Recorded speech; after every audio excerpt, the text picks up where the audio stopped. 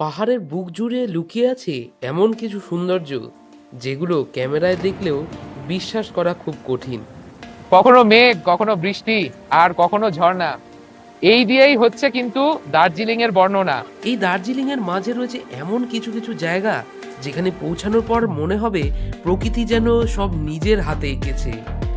এই orange valley টি গার্ডেনটা যে এতটা সুন্দর আমি কিন্তু মানে এগুলো আগে জানতাম। আর আজ আমরা এমন কিছু কিছু জায়গায় যাব যেখানে রয়েছে পাহাড়, নদী আর প্রকৃতির এমন কিছু চমক যেগুলো আপনি নিজে চোখে না দেখলে বিশ্বাসই করতে পারবেন না। ছিল জু দেখতে প্রায় আমাদের 1.5 ঘন্টা মতো লাগলো। প্রথম পর্বে আমি দেখিয়েছিলাম কলকাতা থেকে দার্জিলিং আপনারা কিভাবে খুব সহজেই চলে আসবেন, এবং দার্জিলিংয়ে একটা খুব ভালো থাকার জায়গা আপনাদের সাথে শেয়ার করেছিলাম। যদি সেই প্রথম পর্ব আপনাদের না দেখা থাকে অবশ্যই কিন্তু চ্যানেলে দেওয়া রয়েছে, গিয়ে দেখে আসবেন। আর আজকের এই ভিডিওতে দেখাবো দার্জিলিংয়ের কোন কোন সাইট সিনগুলো আপনারা করবেন, তাই ভিডিওটা শেষ পর্যন্ত দেখার অনুরোধ রইল। আর আপনি যদি আমার চ্যানেলে নতুন হয়ে থাকেন অবশ্যই কিন্তু চ্যানেলটাকে একটা সাবস্ক্রাইব করে আর এই ভিডিওটায় একটা লাইক আর কমেন্ট করে আমাকে কিন্তু জানাতে ভুলবেন না। তো চলুন ভিডিওটা শুরু করি।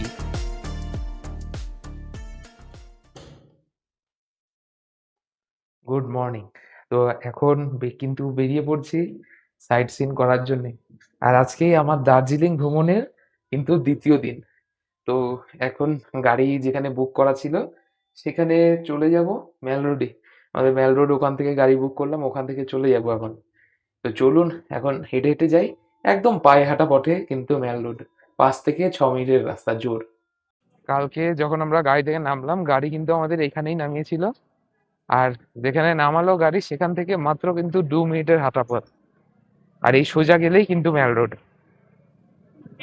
দুটো রাস্তা দিয়েই কিন্তু আপনারা মেল রোড যেতে পারবেন, ওখান দিয়ে যেই রাস্তাগুলো দেখা যাচ্ছে। আর এখানেই প্রচুর ট্যাক্সি পেয়ে যাবেন, ওই দূরে দাঁড়িয়ে রয়েছে। আমরা এদিক দিয়ে কালকে গেছিলাম, আজকে যাচ্ছি হলো এদিক দিয়ে। আর এই ওপরের দিকেও কিন্তু প্রচুর ট্যাক্সি রয়েছে। আর এই হলো সেই রেস্টুরেন্ট কেভেন্টনস, আপনারা অনেক ভিডিওতেই হয়তো দেখেছেন। এই রেস্টুরেন্টে স্ন্যাক্স আইটেম পাওয়া যায় কিন্তু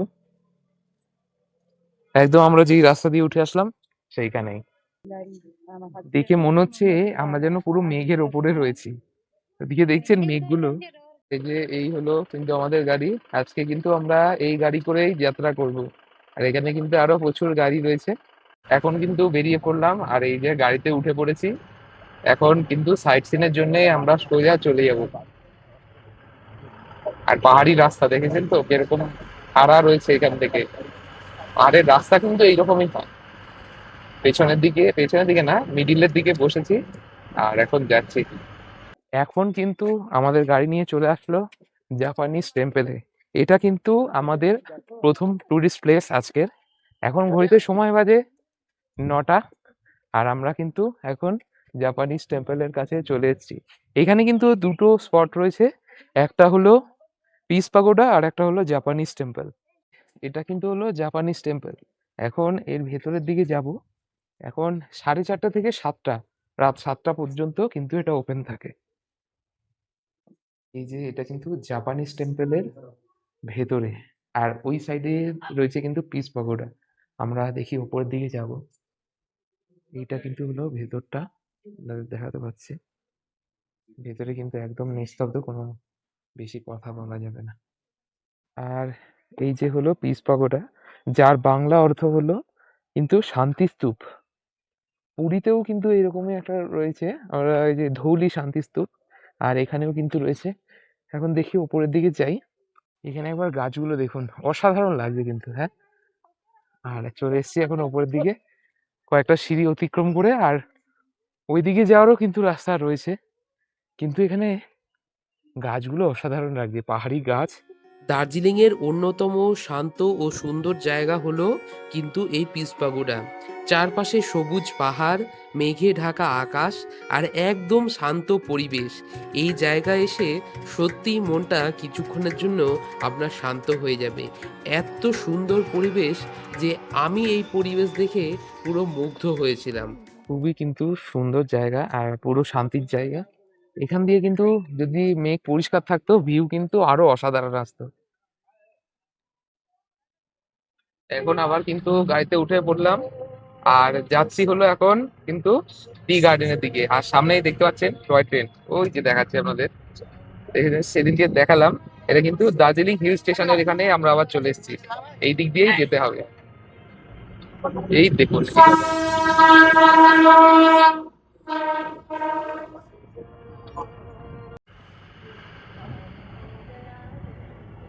এখন চলে এসেছি হলো টি গার্ডেনে। আর টি গার্ডেন থেকে ভিউটা একবার দেখুন। এই যে এগুলো চা গাছ, আর অসাধারণ লাগছে কিন্তু। কালকে হিল স্টেশন থেকে কিন্তু মানে দার্জিলিং স্টেশন থেকে কিন্তু এই ভিউটাই আমাদের চোখে পড়ছিল। এই সাইড দিয়ে নেমে আসলাম, টি গার্ডেনে রয়েছি। টি গার্ডেনে আসলে এটা এখন বর্ষার টাইম তো, ওর জন্য হয়তো মানে চা গাছের ওখান থেকেই কিন্তু আরো জংলি গাছ উঠে গেছে। এই দেখাচ্ছি আপনাদেরকে, দেখুন। এই যে দেখুন কেমন জংলি ঘাস ফাসও উঠে গেছে এখানে। পরিষ্কার করা হয় না মনে হয়। চা গাছও রয়েছে।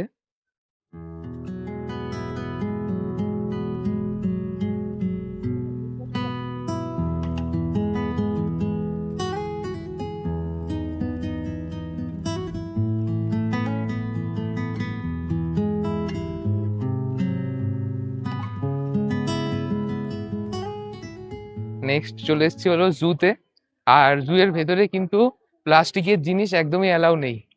এই যে দেখাই আপনাদের, এটা হলো জু। এখন এর ভেতরে যাব।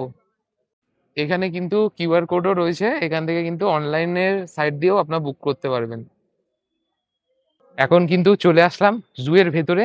আর জুয়ে কিন্তু পার হেড করে টিকিট পড়লো হলো আমাদের 110 টাকা করে।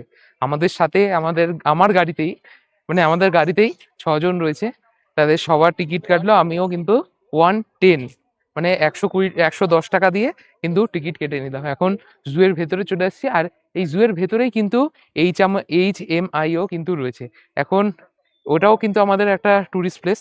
এখন ওইদিকেই যাব। আগে জুটা ভালো করে ঘুরে নিই, চলুন আপনাদেরকেও কিন্তু ঘুরিয়ে দেখাবো। দেখছি কিন্তু হিমালয়ান গোরাল, ওই দেখুন সামনে, এই সামনে বসে রয়েছে। ওদিকে সব মুখ ঘোরা, না এদিকে মুখ ঘোরা। এখানে কিন্তু প্রচুর হরিণের প্রজাতি রয়েছে। এগুলো সবই হরিণই মনে হচ্ছে তো। এই দেখুন এখানে আরো, এই এই হরিণটা একটু বড়।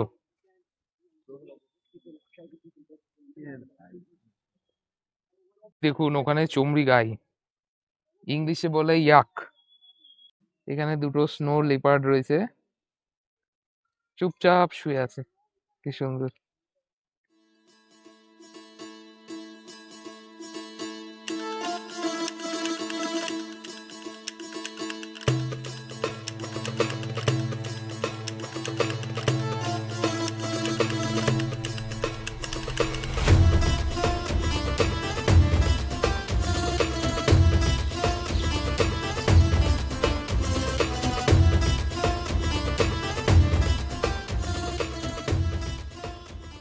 এখানে দেখুন বিভিন্ন প্রজাতির পাখিগুলো কিন্তু রয়েছে।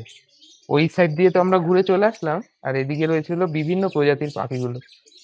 এই পাখিটা একবার দেখুন, কি সুন্দর লাগছে। এবার সেই হিমালয়ান মাউন্টেন ইনস্টিটিউটে চলে আসলাম, যেটা হলো HMI। এই জুয়ের কিন্তু ভেতরেই এইটাই কিন্তু হলো HMI, হিমালয়ান মাউন্টেন ইনস্টিটিউট। এইদিকে কিন্তু এই টিকিট কাউন্টার রয়েছে, ফিল্ম শো কিছু একটা, মানে এটা হলো স্টুডেন্টদের জন্য বেস্ট জায়গা। ওখানে রক ক্লাইম্বিং এর জন্য রয়েছে। এই রুমটা কিন্তু পুরো ক্লাইম্বিং এর জন্য।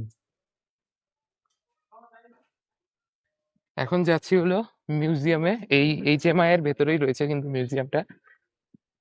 হলো মিউজিয়াম। মিউজিয়ামের ভেতরে ফটোগ্রাফি অ্যালাউ নেই, এখান থেকেই দেখিয়ে দিলাম। মিউজিয়ামের ভেতর দিয়ে আসলাম। আর মিউজিয়ামে কিন্তু অনেক ভেতরের দেখার জিনিস রয়েছে, আপনারা চাইলে আসতে পারেন।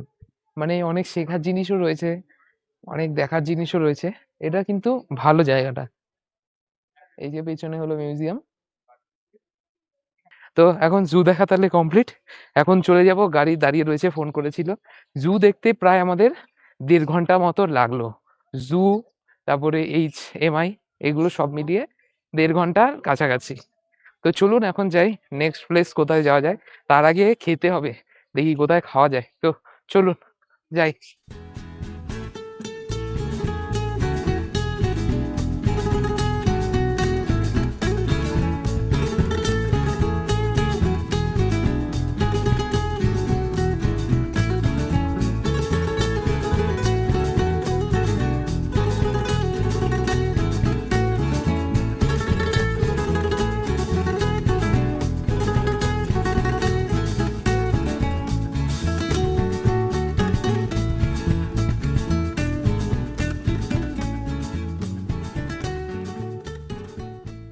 এখন চলে আসলাম হলো রক গার্ডেনে।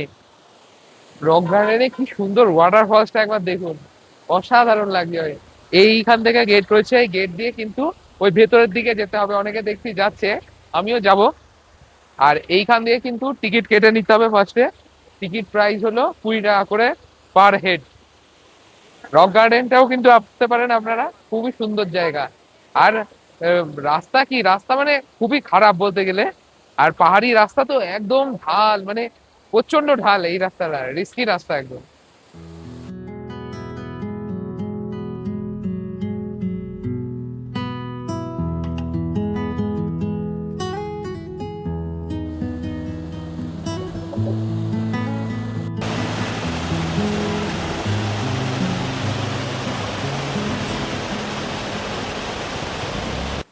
ঝর্ণার এত আওয়াজ, মানে বিশাল আওয়াজ। আর এই বর্ষায় কিন্তু ঝর্ণা আরো বেশি সুন্দর লাগে, হেভি লাগছে। আমরা রাঁচিতেও কিন্তু দেখেছি ওয়াটারফলস গুলো, তখন কিন্তু এতটাও সুন্দর ছিল না। আর এখন কিন্তু বর্ষায় আরো অত্যাধিক সুন্দর লাগছে ঝর্ণা। আমরা এখন এখান থেকে হেঁটে ওপরের দিকে যাব। আর দেখছেন তো প্রচুর স্রোত, প্রচুর। তো চলুন এখন ওপরের দিকে যাই। আপনাদের ওই 7 পয়েন্টস গুলোর মধ্যেও কিন্তু আপনারা এই পয়েন্টস গুলো অ্যাড করতে পারেন, যেমন রক গার্ডেন আর অরেঞ্জ ভ্যালি টি গার্ডেন। এগুলো অ্যাড করলে কিন্তু ভালো হবে। কখনো মেঘ, কখনো বৃষ্টি, আর কখনো ঝর্ণা, এই দিয়েই হচ্ছে কিন্তু দার্জিলিং এর বর্ণনা। মানে চারিদিকে শুধু পাহাড় আর পাহাড়, আর এই পাহাড়ের মধ্যে কিন্তু ঝর্ণা। খুব অসাধারণ লাগছে। দেখুন এদিকে পুরো চারিদিকে পাহাড়, আর গাছগুলো এতটা সবুজ হয়ে রয়েছে না, বলার বাইরে।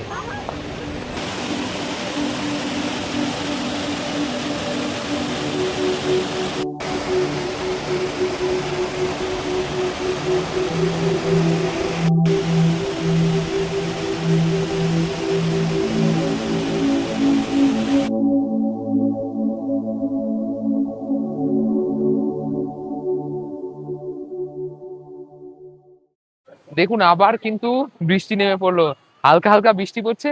কখনো বৃষ্টি নেমে পড়ছে, আর কখনো দেখছি মেঘ একদম গায়ের কাছে চলে আসছে। আবার কখনো দেখছি যে পুরো আকাশ পরিষ্কার। খুবই ভালো লাগছে বর্ষায়, এটাই তো দার্জিলিং এর মজা। এখন রক গার্ডেন তো দেখা হয়ে গেল, এবার যাব হলো অরেঞ্জ ভ্যালি টি গার্ডেন। এখন আসলাম হলো অরেঞ্জ ভ্যালি টি গার্ডেন।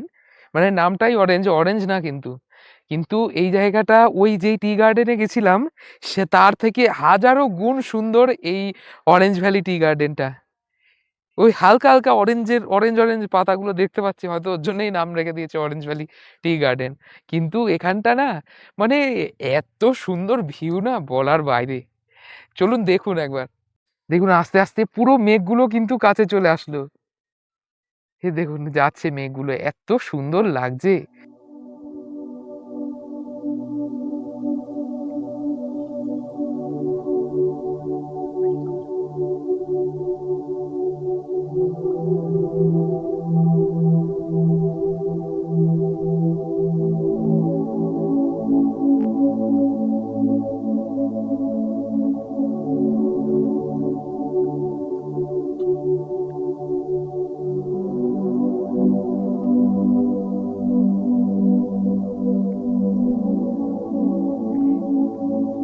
এই অরেঞ্জ ভ্যালি টি গার্ডেনটা যে এতটা সুন্দর, আমি কিন্তু মানে এগুলো আগে জানতামই না, যে এই এত সুন্দর সুন্দর অরেঞ্জ ভ্যালি টি গার্ডেন।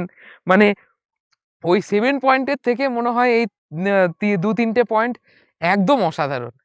এগুলো কি বলুন তো, দার্জিলিং এর সব অফবিট অফবিট জায়গা।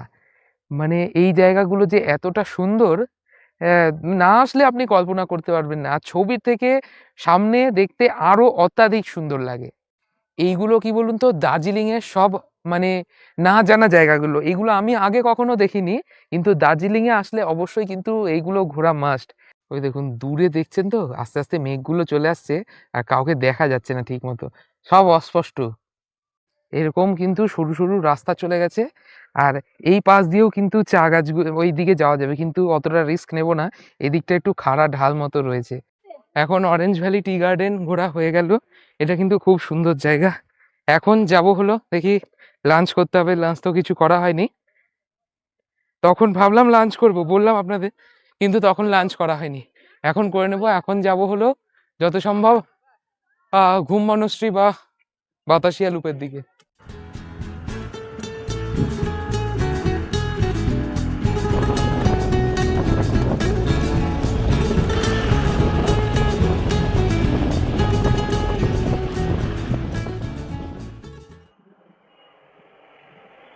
কিন্তু চলে যাব হলো বাতাসিয়া লুপের ভেতরে, আর আমাদের কিন্তু লাঞ্চ করা কমপ্লিট। এই বাতাসিয়া লুপের এখান থেকেই কিন্তু লাঞ্চ করে নিলাম। আর ভেতরে ঢোকার জন্য কিন্তু এন্ট্রি ফি হলো পার হেড 50 টাকা করে। এখান থেকে এখন টিকিট কেটে দেখি ভেতরের দিকে চলে যাব। লুপ, এটা কিন্তু মেনলি মানে ফটোশুটের জন্য খুব সুন্দর জায়গা। লেখা রয়েছে আই লাভ দার্জিলিং। মানুষ এখানে আমি তো দেখেছি ফটোশুটের জন্যই আসে। আর এখান দিয়ে কিন্তু টয় ট্রেন যায়, একটু আগে আসলো, আমরা যেই ঢুকছিলাম অর্থাৎ লাঞ্চ করতে গেলাম, তখনই কিন্তু ট্রেনটা চলে গেল। তো ঠিক আছে, দেখি যদি আবার আসে তাহলে তো দেখতে পাবো টয় ট্রেন। এমনি তাছাড়া রাস্তা দিয়ে যাচ্ছে, তখনও কিন্তু দেখতে পাচ্ছি। এখান থেকে নাকি শীত মানে যখন মেঘ থাকে না, এখন তো চারিদিকে মেঘ বর্ষা, ওর জন্যে নাকি এখন কাঞ্চনজঙ্ঘার ভিউ দেখা যাচ্ছে না। নয়তো এখান থেকেও কিন্তু কাঞ্চনজঙ্ঘার ভিউ সকালে, দুপুরে, বিকেলে সব সময় কিন্তু মানে এই ওয়েদার বাদ দিয়ে, এখন তো বর্ষার ওয়েদার, ওর জন্যে দেখা যাচ্ছে না। এই ওয়েদার বাদ দিয়ে গরমকালে, শীতকালে কিন্তু খুব সুন্দর ভিউ পাওয়া যায়।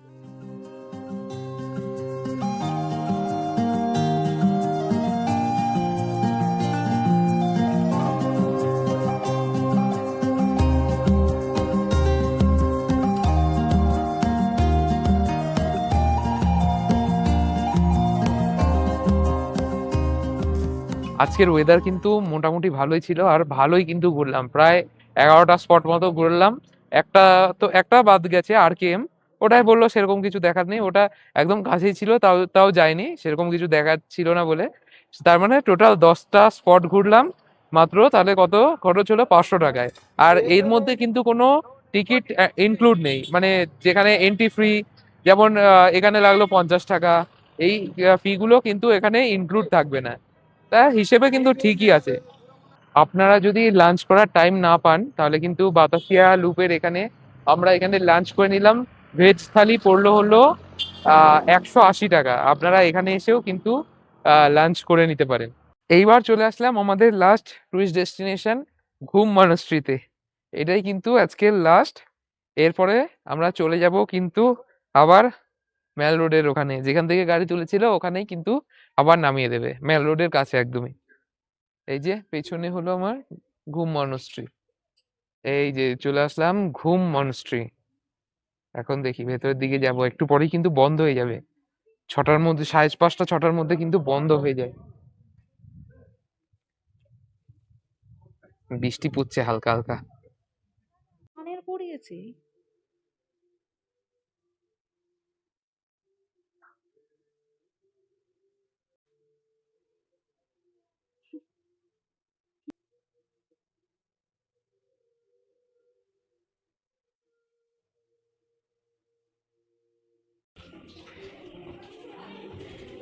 অবশেষে কিন্তু আমাদের এই ঘুম মনস্ট্রিও কমপ্লিট।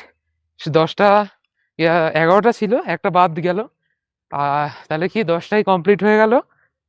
তো এখন যাব হলো মেল রোডের দিকে। আর আমরা কিন্তু বেরিয়েছিলাম হলো সকাল 8:30টার সময়, আর এখন ঘড়িতে বাজে হলো বিকেল 5টা। মানে ধরুন ওই 9 থেকে 10 ঘন্টা মোটামুটি টাইম লাগলো। সবকটা প্লেসই কিন্তু খুব সুন্দর, কিন্তু ওই রক গার্ডেন আর ওই যে টি ভ্যালি যেটা ছিল, অরেঞ্জ টি ভ্যালি, ওই দুটো অসাধারণ ছিল। আমার বিশেষ করে খুব ভালো লেগেছে ওই দুটো জায়গা। তো আজকের ভিডিওটা এই পর্যন্তই। দেখা হচ্ছে আপনাদের সঙ্গে নতুন কোনো ট্রাভেল ব্লগ নিয়ে। ততক্ষণের জন্য অবশ্যই কিন্তু চ্যানেলটাকে সাবস্ক্রাইব করে, আর যদি ভিডিওটা আপনার একটু হলেও হেল্পফুল আর ভালো লেগে থাকে অবশ্যই কিন্তু আমার চ্যানেলটাকে সাবস্ক্রাইব করবেন এবং একটা ভিডিওতে লাইক করে কমেন্ট করে দেবেন যে কেমন লাগলো। তো আপাতত টাটা, দেখা হচ্ছে নেক্সট ভিডিওতে, চলো।